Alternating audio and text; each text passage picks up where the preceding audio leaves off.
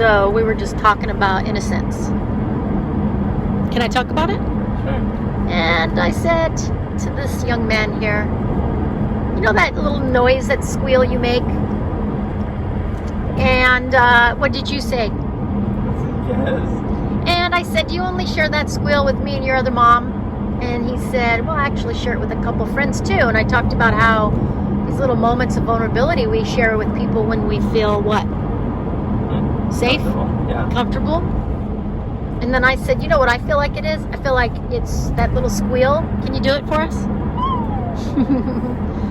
To me, I feel like it's you holding on to innocence as long as you can. And then please share what you said. I don't want to turn into a dumb adult that can't have fun. From the mouths of babes. You're doing a good job driving on this.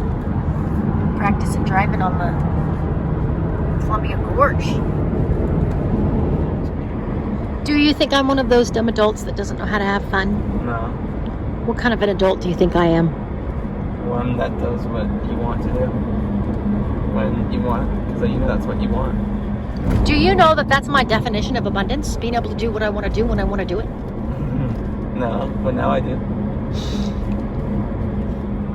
You know me probably better than anybody, actually, because I don't really hide much from you, huh? No. Much to your other mother's dismay. And Do you know how many people in my life have been angry at me or chose to be offended by me based on something that I said that I did not even think about them or intend to offend? I just was kind of speaking my truth without a filter, which is what I think we're all born to do, but then we stop saying the honest answer because we stop to think about the past association with the present situation. What? That was such an honest response. What I'm talking about? Is that what you were just thinking? No, I just didn't get all of it. Watching my YouTube videos, I've had a lot of people, including my own sister, get mad at me. Even though I don't say anybody's name, I process out loud. I've always been that way, you know, as a DJ forever. I kind of been this way my whole life, pre-social media. I process out loud. I evolve out loud. I descend out loud. I live out loud. Some people don't want to go, they wouldn't even think about processing out loud. They don't have to. There's no right or wrong way, but it's my way.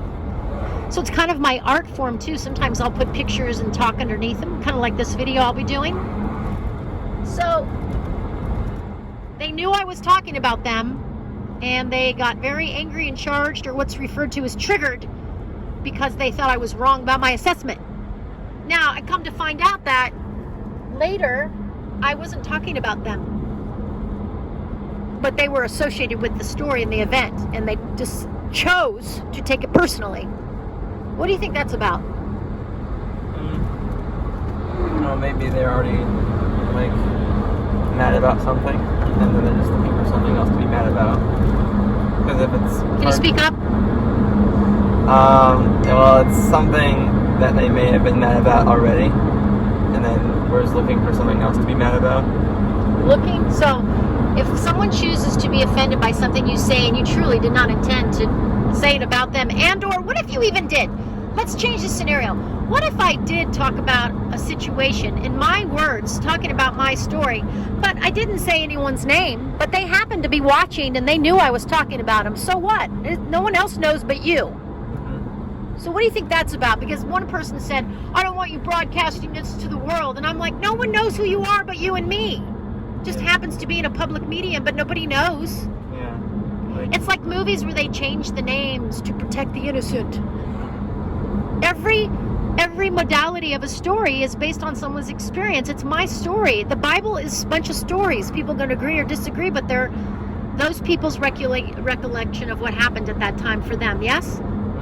So do you think I should be able to freely tell a story without somebody getting mad at me, even though they know I'm talking about them, but I didn't say their name? No, this is a story that you should be able to tell. It's your account of the story that should be told. So if someone said to you, Nate, I don't appreciate that video you made. I know you were talking about me and you were wrong. How would you respond to that to them when you actually had good intentions? You were just basically telling the story for yourself to process what was happening. And maybe you were hurt. Maybe you were angry at the time that you shared it, but it's the way you process. Like some people write, some people scream in a pillow, and some people run, and some people pound, and some people, you know, do whatever they do when they're angry. Everyone has different processes, or when they're hurt. So, like, I feel like if the person is mad about something but doesn't want me to explain myself, then they obviously want to stay mad about it. And I think they need time apart. Like, they need time to look it over themselves. So if they don't want me to explain myself, they don't, like, want me to talk about it with them, then they obviously need time for themselves. So I respect that they want that for themselves, and I'll even be. You'll leave them be? Is that what you said? I mean, if they're... Did you just say I'll leave them be? Yeah. Aw, I just really like you. You're very wise for a young earthling. You know what I think, right? You know I believe that our children are our ancestors, because some of the words you're speaking are very wise. Some people pay a lot of money to hear words like that from other adults who basically are sharing information that they learned. This is just coming from you haven't even had this experience, and I resonate with how you're responding. Like, I love that. Like, just let people be. Give people space if they want it. I don't have any, like, personal grudges against that person. I'm able to look at this from an outside perspective and see, cut and cold, they're my friend, but they're angry. And maybe they just need time apart. Like, because I'm obviously the issue.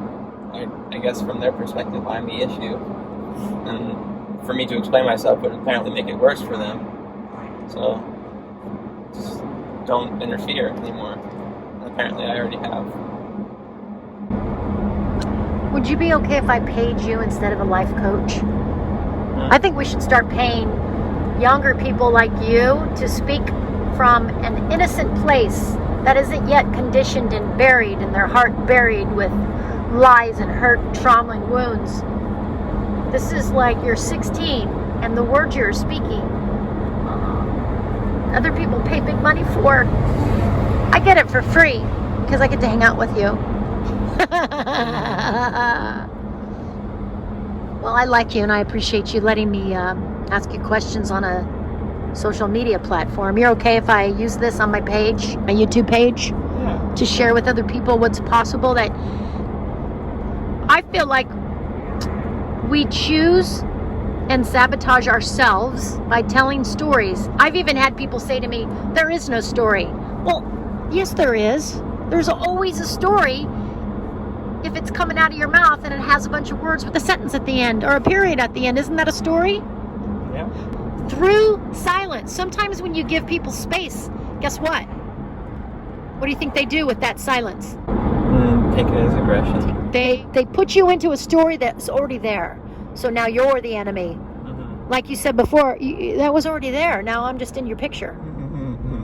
Honestly, you drive better than most adults I've driven with. Really? Yep, you really do. You do. I love it. You're a very empathetic human for being so young, and you're very empathetic. I just am completely honored and impressed to be in your life at all. Right? I just don't want to live with you. Because if we live together, we'll ruin it. Yep, that's a story, see? I just told that story. We could actually be great roommates, right? We don't know. It's been a long time since we lived together. Yeah. Usually what happens, Nathan, and I've had this experience since I was your age, 18 actually. This is not a new scenario for me. I'm just blown away how it still hurts no matter whether it's true or not. I'm still human and I'm still sensitive. I just am outspoken and very confident, so people don't think. Sometimes people think outspoken, confident people don't feel hurt. So I absolutely do. I just try not to blame others for it all the time. I have, but I don't stay there very long till I reflect back to my part. Any words in closing you want to say? How do you feel about all these people that are mad at your Maj? They think she's done mean things to them and personally hurt them when all Maj was doing was processing her own hurt out loud. Well, I don't know their perspective. I don't know how they view this. Again, a wise word. It's all about perspective.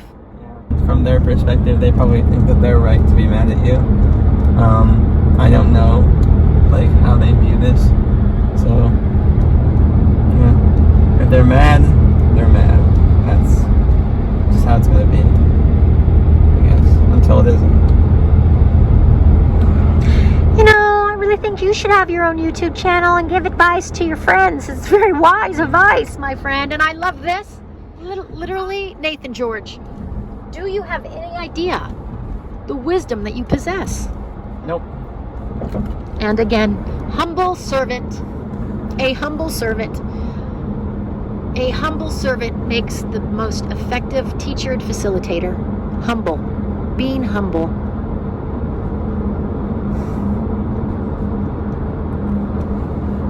I have so much to learn from you, and remember, my dear boy, thank you for being in my life.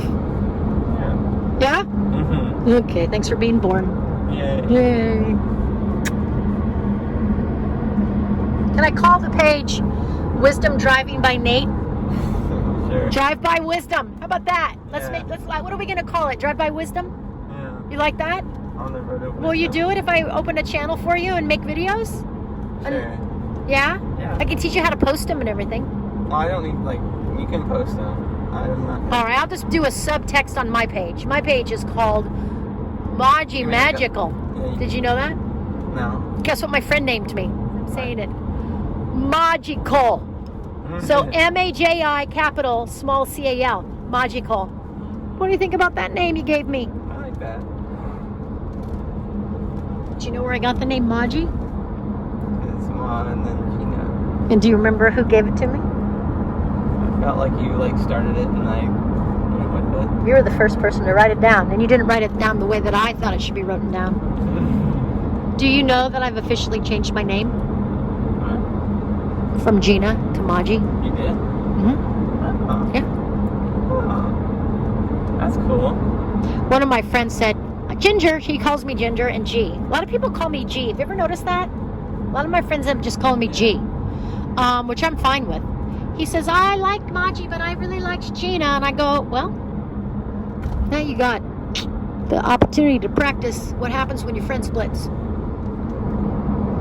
When I meet with you, I hope to meet with you as if I do not know you. And so I can give you the opportunity to change. And I think that we all need to allow others to change and don't assume that they're the way they've always been. Because that's what we do. It's called typecasting. People have the ability to change. Does our DNA change? No. Ultimately, does our blueprint change? No. But there are new downloads that can come and rewire the brain, which affects the heart. The one we were born with. Did you know my dad's heart was on the opposite side of his chest?